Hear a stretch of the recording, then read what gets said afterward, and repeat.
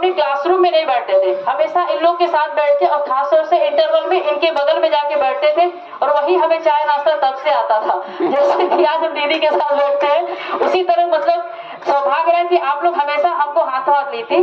और आप लोग इनका एक अनुभव सुनिए। ओम शांति, ओम शांति। मेरा बहुत बड़ा सौभाग्य है कि आज जो मेरी छात्रा थी कभी, वो आज मेरी गुरु बनी हुई है। और इतने लोगों का अनुभव सुन के मुझे लगा कि मैं भी अपना छोटा सा अनुभव बताऊं। तो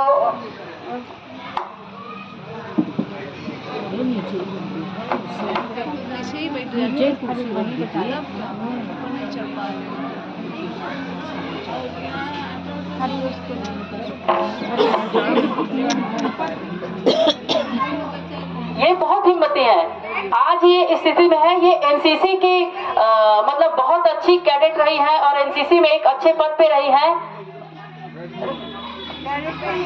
और इनकी हिम्मत ही है जो आज इनको यहाँ रखे हुए हैं।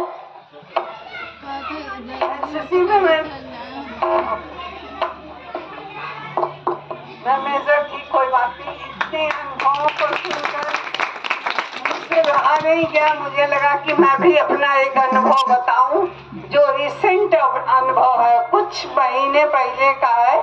और मैं बाबा के यहाँ तो घूमते घूमते इनको खोजते खोजते खुद ही पहुंच गई थी। बहुत साल पहले पूनम ने मुझे बताया कि आप ज्वाइन कीजिए, तो उस समय मैं ड्यूटी में थी, मैं कर नहीं पाती थी। लेकिन एक दिन अचानक मुझे लगा कि हमें जाना चाहिए। टहलते टहलते हम पहुंच गए बाबा के यहाँ और आज हम बाबा के शरण में हैं। और कहानी ये है कि मैं होली के पहले दिल्ली गई थी अपनी बेटी के साथ। 1 अप्रैल को रात के समय 9 बजे जो डिनर का टाइम होता है, सभी डिनर पे बैठे थे, मैं भी बर्तन ऐसे सिंक में धोने लगी। अचानक मुझे झटका, बहुत तेज का झटका लगा और मैं फटाक से गिर गई। सिर फट गया, नाक से खून आने लगा, कान से खून आने लगा और मेरा जो पल्स रेट है वो बिल्कुल ही बंद हो गया। तो हमारा जो दामाद है वो कर्नल है फौज में, तो एमएच से एम्बुलेंस बुला के और जो फर्स्ट एड होता है वो उन्होंने फटाफट करा दिया। वो फर्स्ट एड बहुत काम आया हमारे। फिर गंगाराम, क्योंकि हम ऑथराइज नहीं थे दामाद के लिए एमएच में, तो मुझे गंगाराम हॉस्पिटल भेजा गया।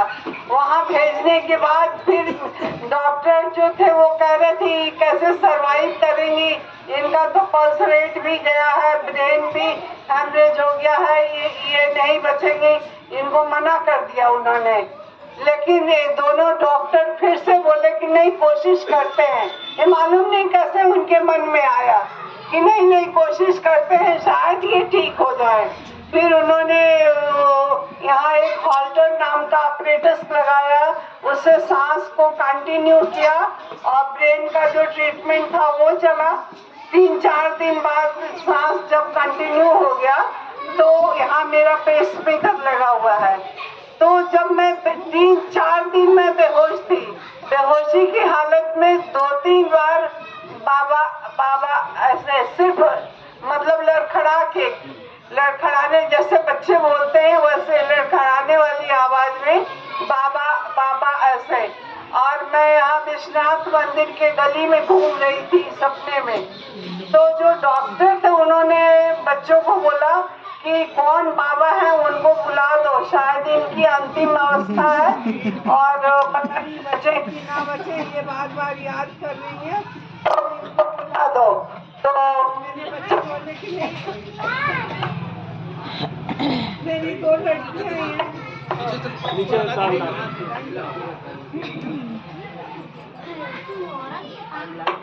मेरी बस 2 लड़कियां हैं, एक ऑस्ट्रेलिया है कि हाँ दिल्ली में। तो वो लोग कहने लगे कि और कोई मेरा परिवार ही नहीं है, बस हम 4 ही लोग हैं, कोई बाबा नहीं है हमारा। तो डॉक्टर कहने लगे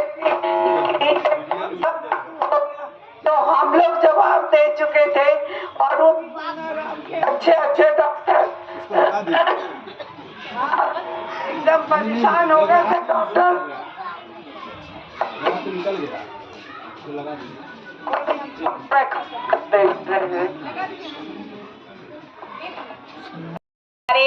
निश्चय का गीत है, तो हमेशा वो अगर कोई भी बात होती थी, विजय शंकर तिवारी जी है नहीं हम लोग के बीच में, लेकिन बहुत ही मतलब जब से वो भी जुड़े बहुत सेवाधारी, कहीं भी एक बार कह दिया जाए ना नहीं करते थे, बस उनको कहना होता था। टाइम मिले होंगे ना तो जो विजय शंकर तिवारी निखिलेश भाई हाँ, निखिलेश भाई के पिताजी प्रिंसिपल साहब, सब लोग उनको प्रिंसिपल साहब के नाम से जानते हैं। तो अगर कुछ नहीं तो 3-4 सालों के, तो अगर उनको कुछ भी हम कहते थे कि ये हो पाएगा, तो हमेशा वो यही कहते थे, हमें चिंता नहीं अपनी, उन्हें चिंता हमारी है, हमारी नाव का रक्षक वो शिव कल्याणकारी है। तो वो यही बात कह के हमेशा हल्का कर देते थे। कभी भी उनको कुछ बोलते कैसे होगा, बस आप कर पाएंगे, बस यही लाइन जैसे उनको रटा रहता था। यही नहीं, एक बार उनकी बहुत तबीयत खराब थी और दीदी, हम कहीं व्यस्त थे तो दीदी को जाना था शायद वहाँ सिंधोरा, तो वो बोले कि ये हुआ कि कैसे जाएंगे, तो दीदी तब तक उनका फोन आ गया, तो दीदी कहे कि क्या, हम बोले जाना है हमको और आप तबीयत खराब करके बैठे हैं। तो वो यही लाइन सुना के और तब तक जो है दीदी से बोले भी नहीं, वो हाजिर हो गए और दीदी से कहे चलिए बहन जी चला जाए। तो इस तरह से हमारे निश्चय आत्मा बच्चे बहुत सारे हैं। और अनुभव की कड़ी में हमारी एक नीलकमल मैडम बैठी हैं, इनकी भी तबीयत, आप हमारी जो शिवपुर गीता पाठशाला है, आप एक बार खड़े हो के हाथ सबको कर दीजिए, सब लोग तालियां।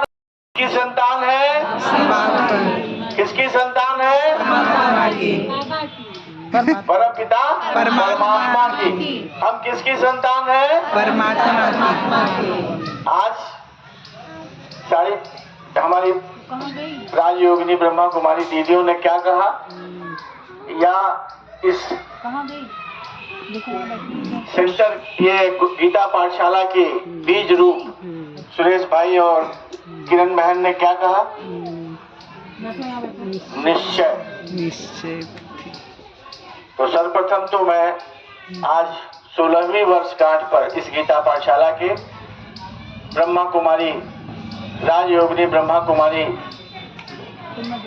वंदना दीदी एवं उनकी पूरी टीम को शुभ भावना एवं बधाई देता हूँ। और विशेष रूप से किरण बहन और सुरेश भाई जो इसके बीज रूप बने, निमित्त बने, इन लोगों को भी मैं बधाई देता हूँ। और हम जो पाठ पढ़े, लोग कहते हैं तमाम देवी देवता या पूजा पाठ यज्ञ ये सारी चीजें होती हैं। बाबा क्या कहते हैं? मुझे याद करो, माला मत जपो मत, क्या करो? याद करो। याद करने से क्या होगा? सारे विकर्म भस्म हो जाएंगे। तो याद कैसे होगी? जब निश्चय होगा। और जब निश्चय हो जाएगा तो जैसे किरण बहन के साथ हुआ, वो हर व्यक्ति के साथ होगा। और मुझे पूरा विश्वास है कि जो भी बाबा के बच्चे बैठे हुए हैं, जो भी सामने बैठे हुए हैं, ये कोटों में कोई में कोई है। और इनका जो निश्चय है, इनका निश्चय ही इनको बाबा के साथ चला रहा है। और कभी भी इनकी मुराद बाबा खाली नहीं होने देगा। जो भी मुराद ये मांगेंगे वो मुराद पूरी होगी। तो हमें क्या करना है? निश्चय करना है और अपने बाबा को क्या करना है? याद करना है। और वाह बाबा वाह। अनुभवी मूर्त बच्चे हैं, बाबा के बच्चे हैं, और बाबा अपने बच्चों की हर जगह हिफाजत करता है, हर जगह मदद करने के लिए तैयार रहता है। तो ऐसे निश्चय बुद्धि आत्मा को और आपकी मदद से सदर बाजार में 16 साल से गीता पाठशाला अनवरत चल रही है। बहुत सारे बाबा के बच्चे ऐसे अनुभवी मूर्ति